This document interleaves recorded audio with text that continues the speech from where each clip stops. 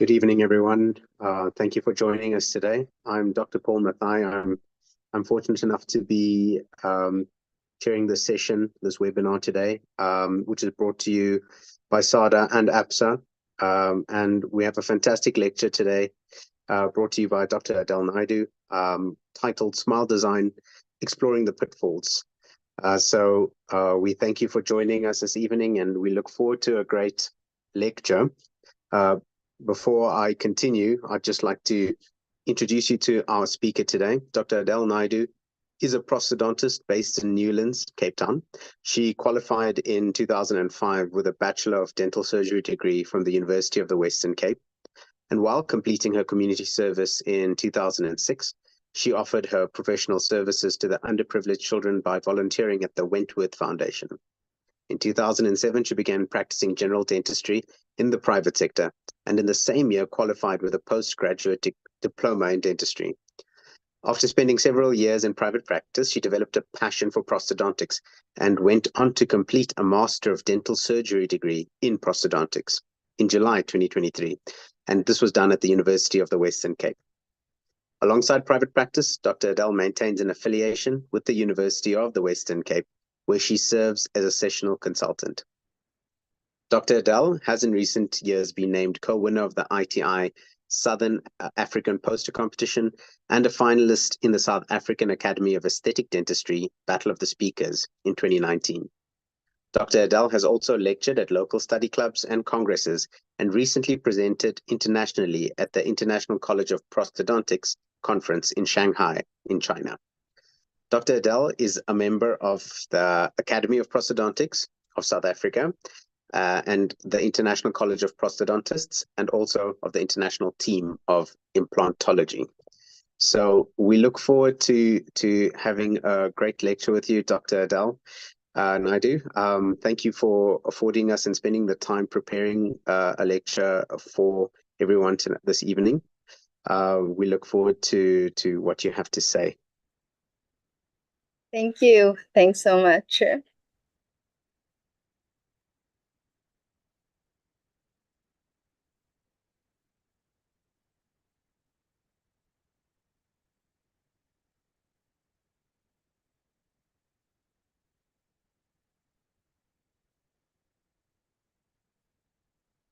Okay, good evening, everyone.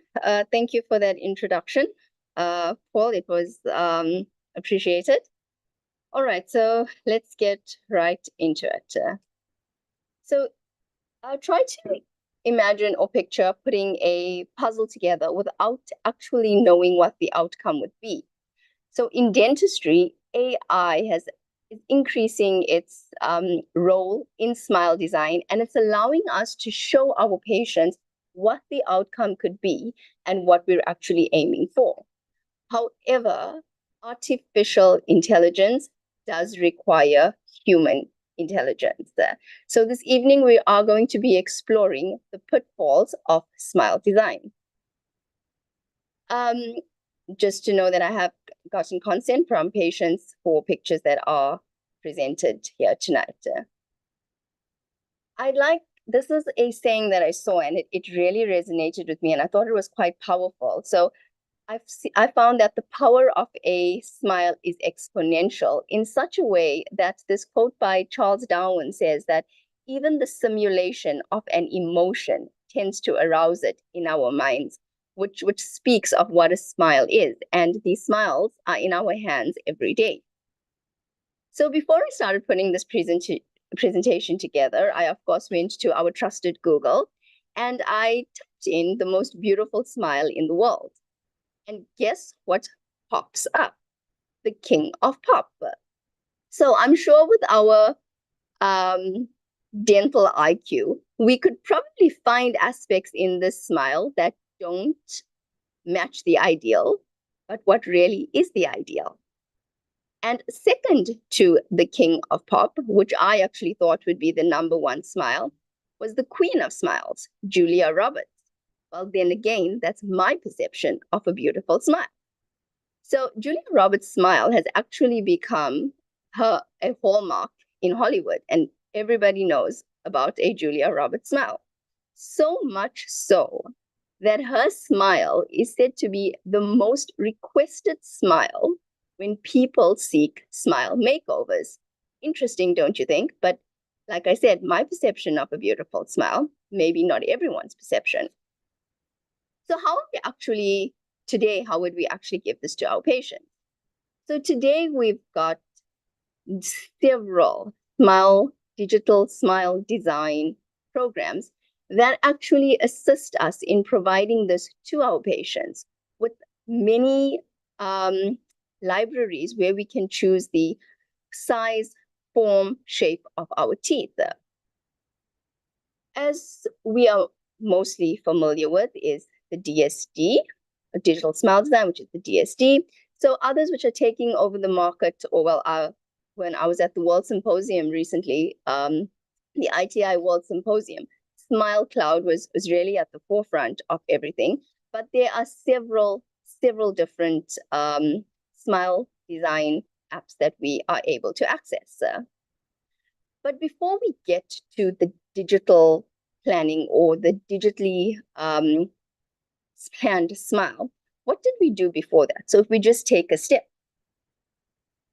This was by Morley in 1997, and he actually said that the smile design is a new discipline that has come to the forefront.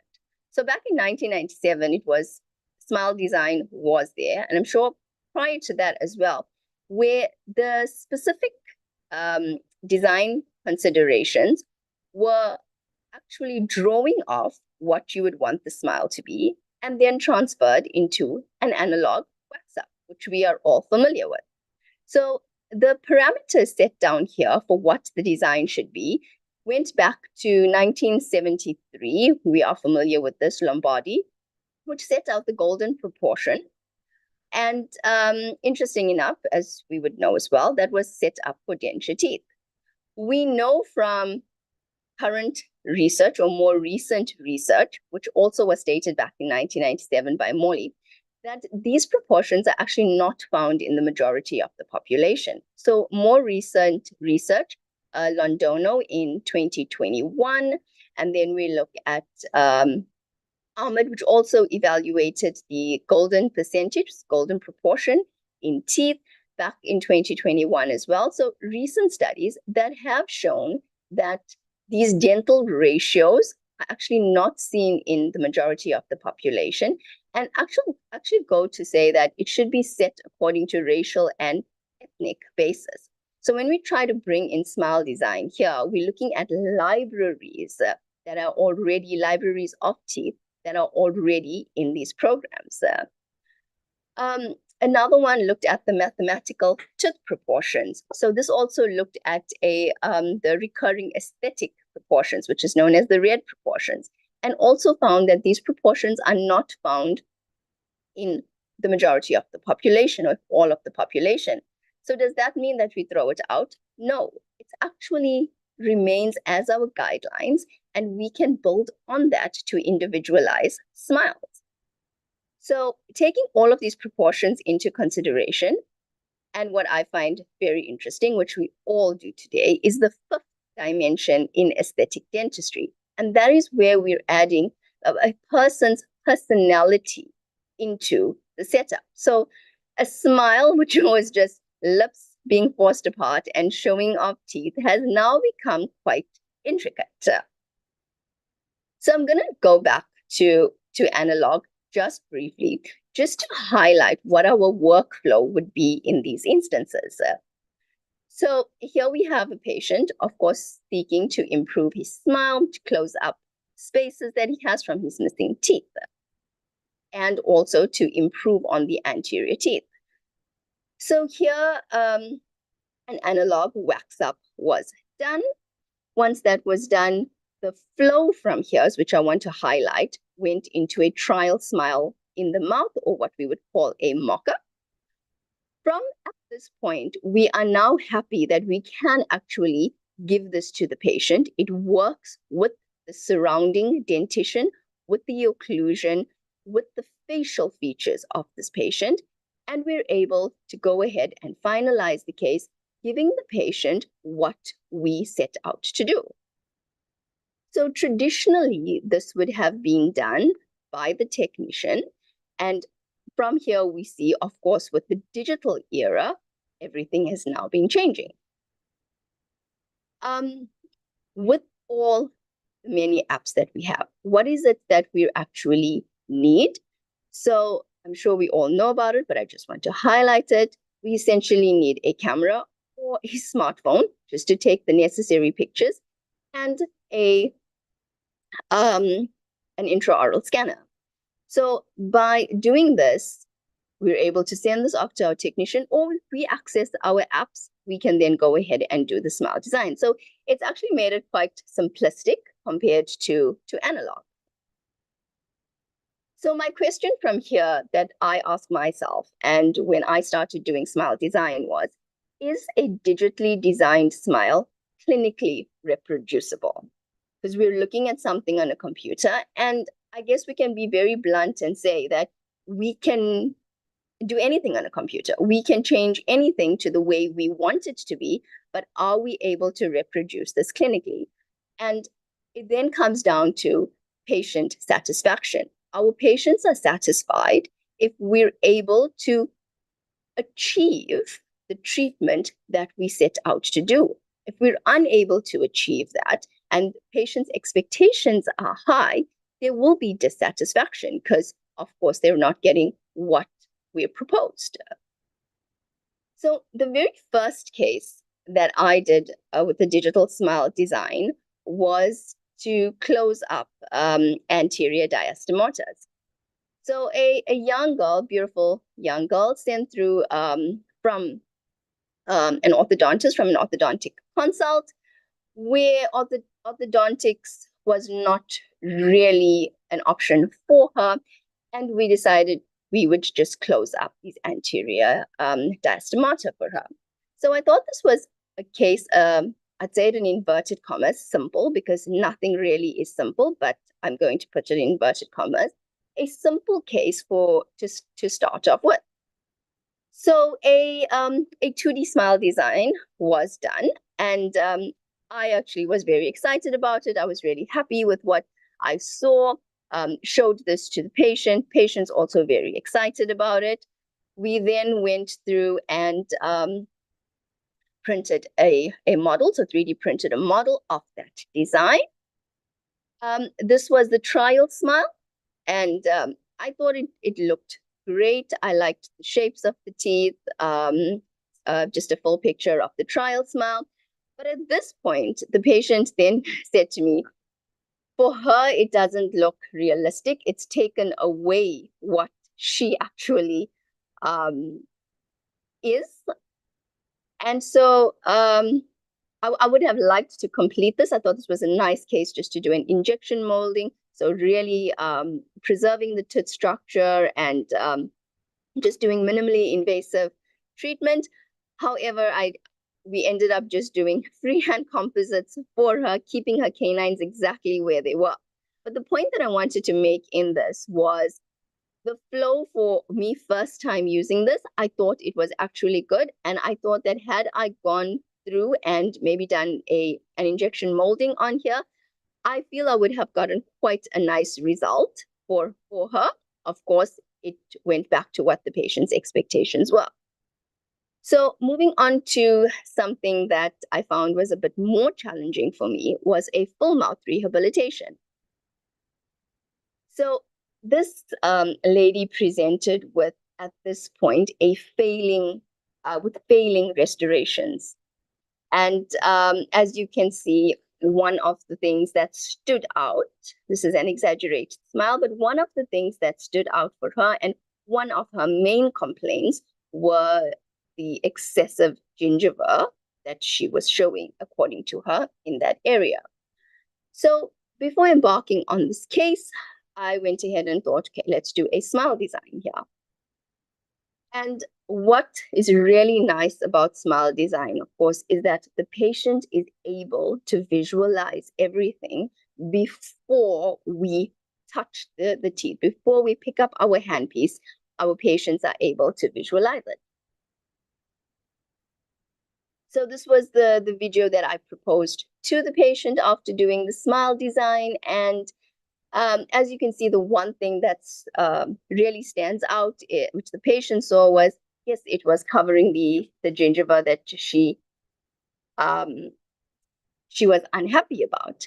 So smile design brought about patient excitement. And I have to admit, I was also quite excited about this.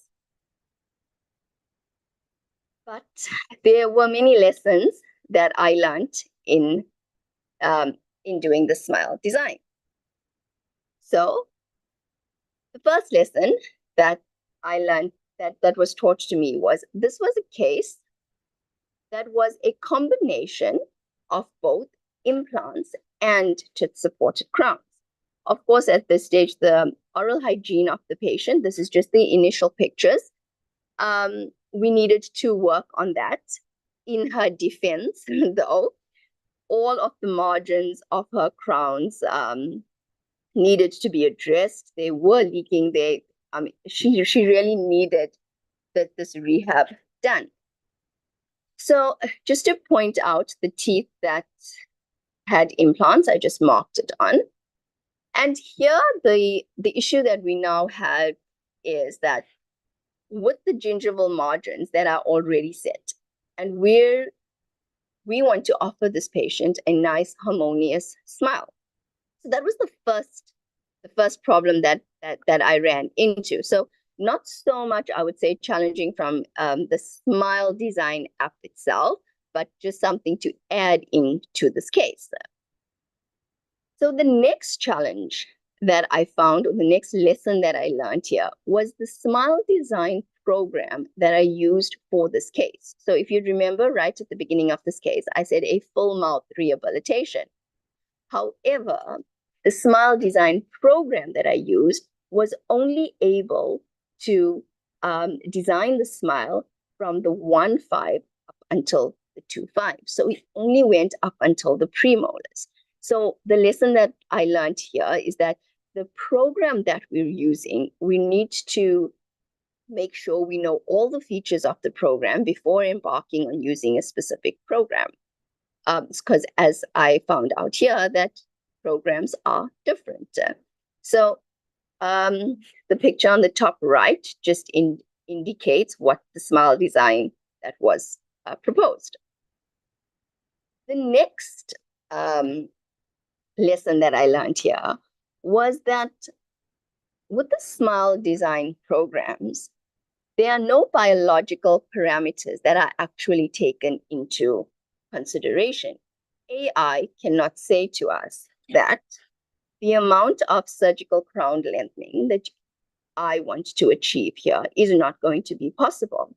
The patient's excited because I showed her the smile design and I showed her, yes, we can get your gingival margins even.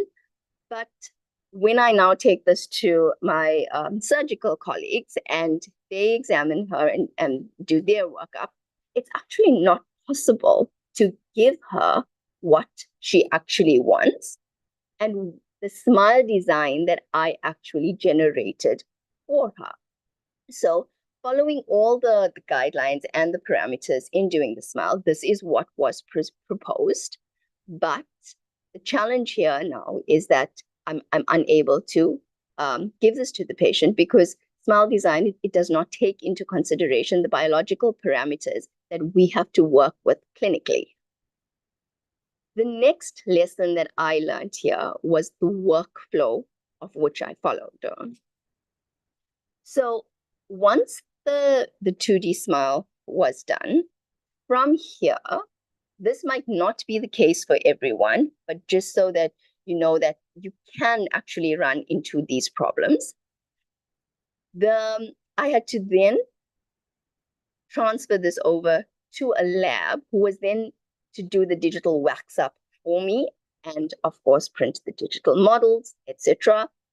But the workflow in this became a little complicated because I did the smile design, but of course I do not have a full digital software design workflow to continue with it. So just to bear in mind that for me, the best thing would be, which is what I use today, is to use a laboratory or a technician which has your full design workflow. So from your 2D to your 3D, right up until completing your restorations that someone is able to do. So if we're doing the smile design on our own and then we need to transfer this over, we've got to get the STL files and transfer them over. So the point here is just that the workflow just becomes a little longer. So obviously the patient treatment time becomes a little longer as well. Just little things to be aware of. Also just want to point out here, because I used a program that only went up until the premolars, we actually find that further work had to be done in this case because a digital wax up then had to complete the remainder of the teeth, which I could not do with the original smile design. So of course, here I go back to smile design, or a digitally designed smile does cause patient excitement. It also increases patient acceptance of treatment as well. But we need to be able to deliver that at the end, which is why I say AI also needs our human intelligence with it to be able to execute this. So had I not realized all of this during this treatment, at the end, this would have been quite dissatisfying, which exactly is what it leads to. It leads to patient dissatisfaction. And in this case, yes, it did lead to patient dissatisfaction because the smile design that I had proposed, and then I had to go back to her and say, unfortunately, we're unable to do certain aspects of this. The next thing that I thought I should look at is tooth movement warranted. So very often we could have a smile design, we will do a smile design, and what we're proposed with looks fantastic, it looks great, but I think a lot of times we need to step back as the clinician, as the human intelligence in this, and ask ourselves, in order to get that specific design, would we first need to have tooth movement? And how does it affect the remaining dentition as well as the facial aesthetics, which I have mentioned before? So one of the things that we could look at with tooth movement is a constricted maxilla. With a constricted maxilla, this was a case that I saw in a Californian magazine called Dentistry Today. And this young patient presented with amelogenesis imperfecta and associated constricted maxilla. So with smile design, we can very easily do a smile design here where we can camouflage the constricted maxilla by actually expanding smile. So the maxilla stays exactly where it is, but we just expand the smile with veneers or with crowns, and we're camouflaging the constricted maxilla, we're expanding the smile. So if a smile design is done, so pretty much we could stop here and say, yes, we've given her a fuller smile. And with someone, I specifically chose this case because this was a case with a constricted maxilla with amelogenesis imperfecta, which has to be treated irrespective. We know that we need to cover the teeth with the defective enamel. So I think at this point, we need to step back and realize that we need to have the tooth movement first before going ahead and just putting on the restorations if it is possible. Because picking up a burr and ceramics is not always the solution to just changing things. We need to look at where the skeletal problem is, and fixing a skeletal problem with the burr and ceramics, it doesn't always work. We're not taking everything into consideration. So before I continue with that. I just want us to just think back to an edentulous patient. When we're working on an edentulous patient, do we go first and start setting up teeth? Because that's what the patient wants. The patient wants teeth. No, we don't do that. We have our bite registration blocks, record blocks, wax rooms, whichever you choose to call them. That is placed into the mouth first, and we will make sure that we are happy with everything on those bite blocks before we go to set up teeth. So we get our bite block in. We will not set up teeth on an inadequate bite block. We would never do that. So why is it in restorative dentistry that we want to start putting new teeth on an inadequate bite block, or the skeleton is what I should say? So if we look at SABA in 2022, so quite recently, looked at smile analysis and looked at diagnosis and treatment planning. And one of the things that highlighted in this article was treating the constricted maxilla with only a smile design. And exactly what I had said previously was where you are camouflaging the constricted maxilla by just placing ceramics on there and expanding the smile. So going back to the case that we spoke about, where we could have just did this, but then by having tooth movement, so of course orthodontic treatment, we are then able to offer the patient a better outcome. And what SABA terms as an ideal smile design. What makes this an ideal smile design compared to an initial smile design without any orthodontic treatment?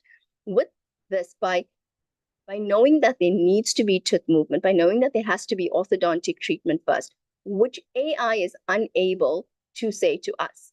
So that is where our human intelligence, which I'm going to bring about again, comes into place, is that we need to have an ideal smile design where, number one, we're able to give the patient a stable occlusion because we've got the teeth in the correct position. With the teeth being in the correct position, the patient now has a stable condition. Specifically with a constricted maxilla, you will find that very often there are crossbites. So we're addressing that. And as well, which is highlighted quite nicely in this article, is that very often with a constricted maxilla, and we know this, that there could be airway issues. So by giving the patient an ideal smile, we're addressing the patient's aesthetics, we're addressing their occlusion, giving them a stable occlusion, as well as the health of the patient. So I think that is something that we really need to bear in mind and not just pick up our handpieces and start drilling when we need to look further. Okay.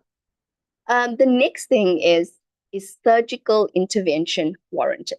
So very often we find that patients come through to us, and I just want to highlight at this point, a patient's not going to go to our orthodontic colleagues first, or they're not going to go to our surgical colleagues first and say, I don't like my teeth, I want a better smile. They're coming to us. We are their restorative dentists. They're coming to us, I don't like my smile, and I want a better smile. And we go ahead and we do our smile design. AI gives us a brilliant smile design, and we run with that. But these are the things that we need to actually look at. So the next thing I thought I'd look at was, is surgical intervention warranted? And one of those is the gummy smile. I particularly chose to speak about the gummy smile because we look at the literature, we find that over 60% of people present with gummy smiles. So that's quite a high percentage of people. And a lot of people will come through saying, I don't like the amount of gum that I'm showing. And we go ahead, very often the treatment might be surgical crown lengthening, increasing the length of the crowns, and trying to give the patient a better smile or less of that gummy smile. But if we look at a gummy smile, and obviously for this, we'd have to go into the orthodontic and maxillofacial literature. So this paper was back in 2008. And here, Waldrop speaks about the classification of the gummy smiles. So looking at the prevalence of it, it is actually quite high. Like I said, it's over 60% of people. So the classifications that he actually speaks about here go right back to Coslet in 1973, where the diagnosis of a gummy smile is actually very important before we embark on treatment. So this was a more recent paper to that, well, just a year later, actually, 2009, where it looked at etiology diagnosis. And here again, in the orthodontic papers, they will always stress that you need to diagnose or find the etiology of that gummy smile. So here we're looking at the approach using a smile design. What are we actually looking for? It's very common. The gummy smiles are very common. And this paper actually takes us through everything. What is actually the cause of it? And one of it could also be altered passive eruption. And with altered passive eruption, we need to realize here, a patient can just have the surgical crown lengthening done, or just just remove the gingiva, and everything could be fine. We don't need to go completely through that. So when we look at the gummy smile, like I had said before, fixing a skeletal problem where you've got maxillary excess. So you've got the maxillary excess, that becomes a skeletal problem if that's what the gummy smile is diagnosed as. Here again, like I said, fixing it with a burr and ceramics is not the answer. However, it can be indicated. We can go ahead and fix these with our burr and ceramics and go through with our gummy smile if it is not a skeletal problem. If it's diagnosed that the gummy smile is not a skeletal problem. So I think we also need to bear in mind that patients present to us or can present to us complaining of a gummy smile, but they don't know that it is actually not the gummy smile that is the problem, but it could just be uneven gingival margins and the proportions of the crowns, which in this article that I have up in 2015, which was the case. And here, the diagnosis for the gummy smile, the etiology, was not skeletal. So in this case, yes, a smile design was done, and we can see the patient has a pleasing smile, and she doesn't show that much gingiva as she presented. So the point that I want to drive home here, and this is a slide that I credit to Dr. Mark Wertheimer, which I thought was a brilliant slide in one of his lectures, is that diagnosis drives treatment. And yes, we have artificial intelligence, and yes, we are able to produce fantastic results or fantastic,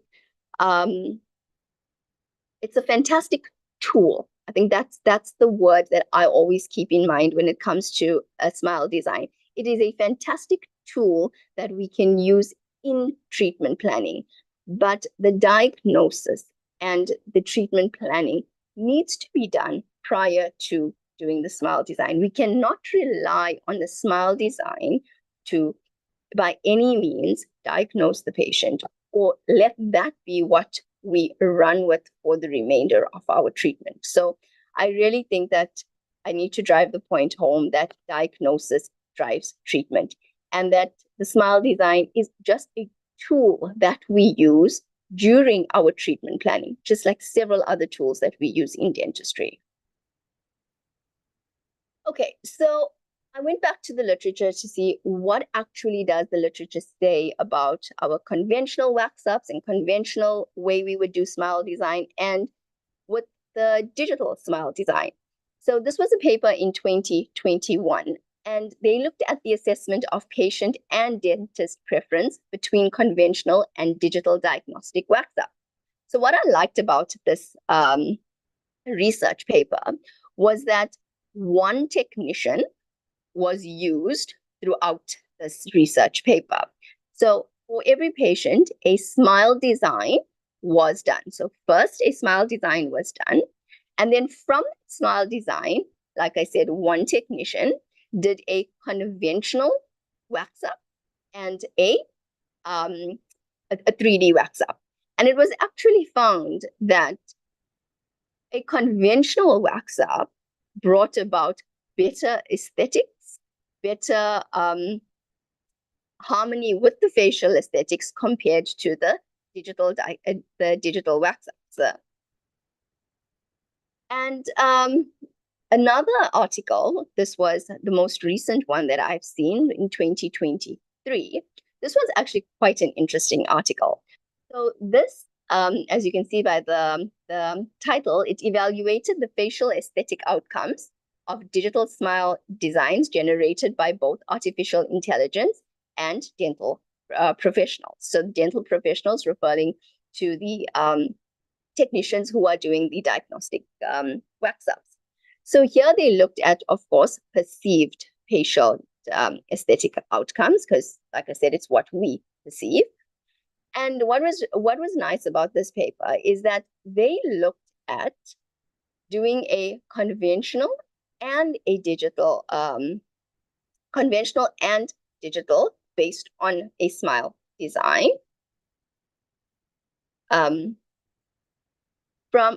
Let me just rephrase that. What they looked at here was they looked at conventional and artificial smile designs for patients that had facial asymmetry and patients that were symmetrical.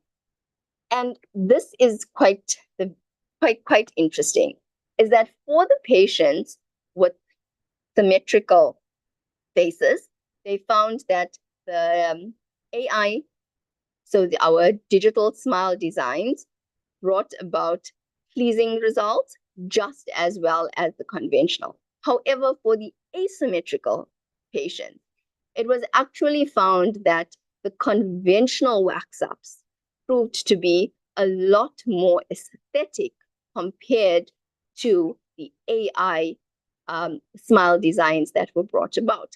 And it obviously still needs to be researched further, but if I had to just think at the top of my head, we are using libraries. And of course, there's thousands of tooth shapes and forms that are in there, but AI is selecting the teeth, the shapes, the forms, and it's giving us a smile design. Whereas with someone that's actually doing it, it's a hand that is doing it. So each one could vary, be completely different.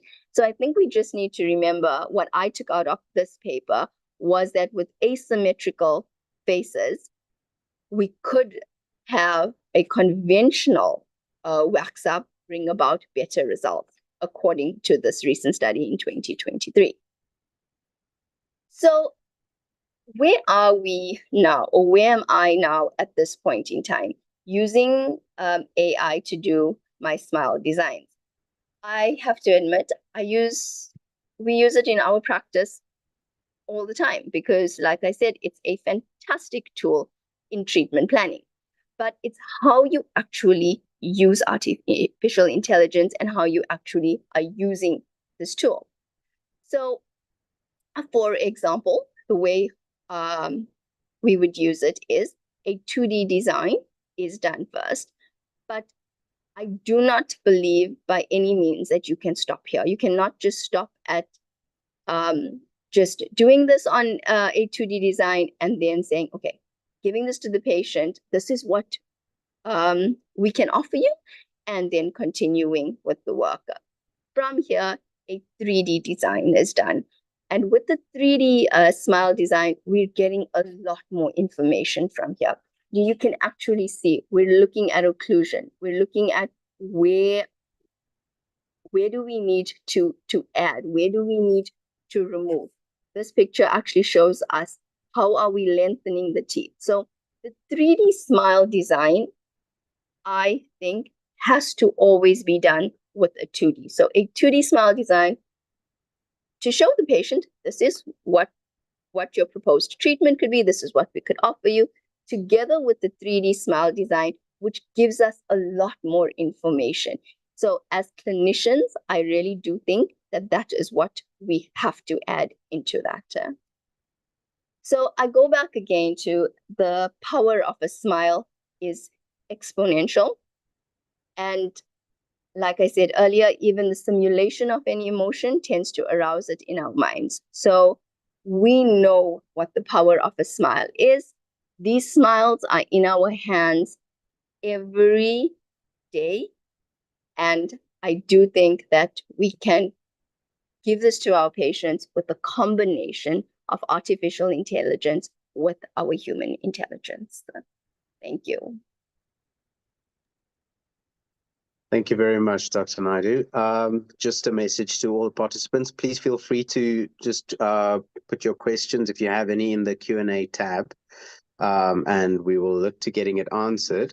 Dr. Naidoo, I wanted to find out, you raised a great point. I mean, when we don't want patient excitement to get into patient dissatisfaction. And when you are doing your analysis with a patient and you've done the 2D, do you present the 2D upfront before you do the 3D, or do you actually do all your measurements and then you go back? And then, because as you said, you learned early on that sometimes what we promise can't be translated into what the patient wants or what the AI has actually generated for us.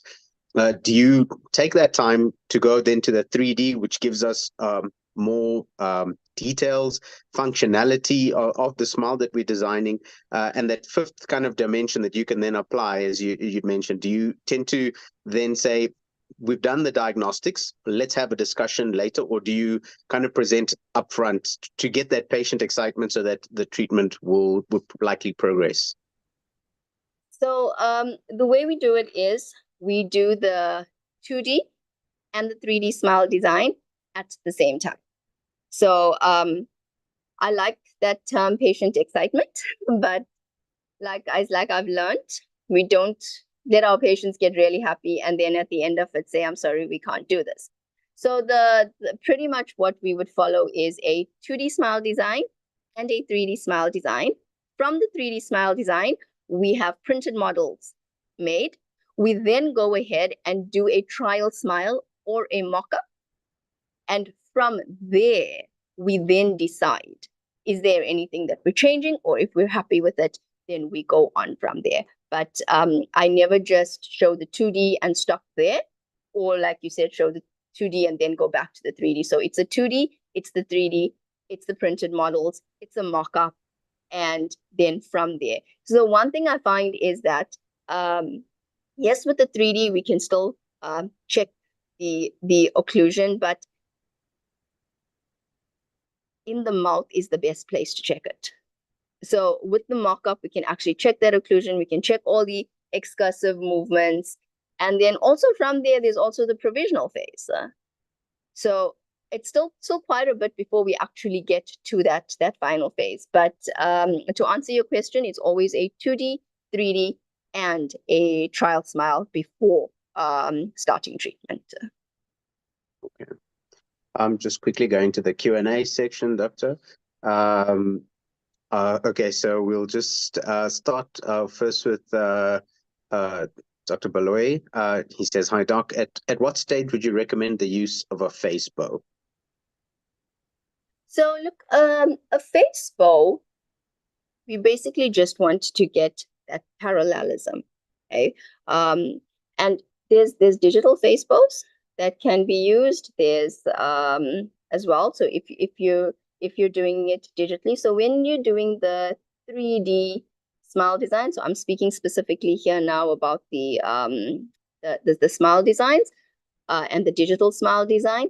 With the 3D smile design, that is going to be incorporated in it. So there'll be the digital face bow that will be there, but it would be incorporated in it. So basically, you if we have to think back, and I would think back to the most basic or basic time of using a face bow is when we have we have to get that occlusal plane parallel. So with the digital smile design, I think that it is all incorporated when we're going into that 3D smile design. So it will be done at that point. Okay, thank you, Doctor. Then an anonymous attendee has asked Dr. Naidoo, do you do service for the Wentworth Foundation for Cleft Lip and Palate? Now I don't know. Now I am in Cape Town. So when I was in Natal, which was several years ago, then I used to volunteer there. But now, no, I don't. Yeah, okay, thank you, Doc. Then from Dr. Lutz, can you elaborate on injection molding? On injection molding? Yes. Okay, so injection molding is a procedure. If I'm understanding correctly, Dr. Lewis just wants to know what injection molding is, because I mentioned it in one of the cases. Yes, I'd say go with that. Yeah. Okay, so injection molding is a form of restorative treatment that we can use. It's a non-invasive treatment where, like the case that I showed, where we want to improve on the aesthetics. So first, a smile design will be done, and then you have a should say maybe a stent that's actually made over your smile design. And the best person to speak to, I'm sure everybody knows Terry, with regard with GC and with their injection molding kit. So there's a full-on kit. So you'd have your little stent that would be made over your smile design, your wax. So either your wax up or your printed model, and the material that you use. So it's a composite material, but it is actually injected. So if you think of a flowable composite, so similar to that, injected into your stent that you have, and it would fill up the spaces. It's a procedure. It is technique sensitive, but it's actually a full-on procedure where you would use composite to do I wouldn't say major, maybe major is the incorrect word, but you can do non-invasive restorative work with the procedure of injection molding. It's quite a big topic to go into, but I'm glad out of the seminar to discuss that with you. Perfect. Thank you, Doctor. I would then just like to go to a question from an anonymous attendee. What are the legal implications, in your opinion, for a completed treatment that a patient may agree to initially, but shows dissatisfaction on completion? What criteria would safeguard the practitioner in your view? Okay, so with any treatment that is done, of course, from the beginning, you've got to make sure that you're following sound dental principles. And I think if you've followed the sound dental principles throughout, very important for me, if I see a patient and something is beyond my scope of practice, I will not attempt it. I'd rather refer the patient on to somebody that I know that would be able to treat that. So I wouldn't take on something that I can't handle. But with the cases that I do, I make sure that I follow sound dental principles. The patient is informed at the start of treatment, right throughout the treatment, with every procedure that is done.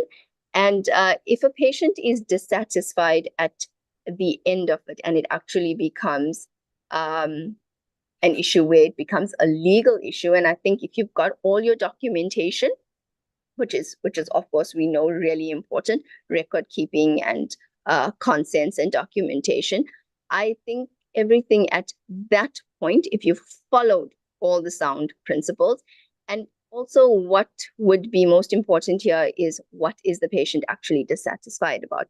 If it's something that can be changed, then of course, by all means, if it was me and I was faced with that, I would gladly change it for the patient to satisfy the patient. If it's something that can't be changed, I would then have to look back at, was this discussed with the patient, and of course take it in that route. Perfect. Thank you, Doctor. And I think that goes back to what you had stated in your lecture about diagnosis and how that should also guide treatment, knowing what we can and can't do, and informing the patient of that as well. Yes, very I just want often. to, Yep. yeah. So just in the interests of the Competition Commission doesn't allow a discussion on prices and costing, but there is a question regarding whether every stage that you've mentioned, you allocate kind of a cost to it, or and especially like for those trial smiles. So I think if we can just be cognizant of the Competition Commission rules, just that. So I guess that's fine. Whether there is you do kind of price or bill that in as you're going through the treatment up to the trial smile. Yes. So of course, like with any treatment that's done, so when it's offered to the patient, of course there's going to be a laboratory fee involved in certain things. So if I take the example of that, so a 2D smile design, whatever I would be doing clinically, whatever the laboratory would be doing, the 3D smile design, the printing of the models, my time, my materials that are going to be used to be doing the trial smile, yes, everything is built into a quotation for the patient to review. Perfect. Thank you, Doctor. Then there's a question regarding injection molding, also from an anonymous attendee. What guarantee can you give the patient that injection molding will last longer than a few years? I don't think I can. I've never given a patient a guarantee on anything. And Yeah. I don't think that we can actually, that's just me personally. I can never say to a patient that we can guarantee a treatment for a specific number of time. Yes, there's variations that we could use, but there's a lot of factors that are going to be at play to offer somebody a guarantee on anything. So I think that's kind of a difficult one to actually give to a patient, a guarantee on anything. Yeah, and I don't. Importantly, would be following sound dental practice. I just want to see there's okay.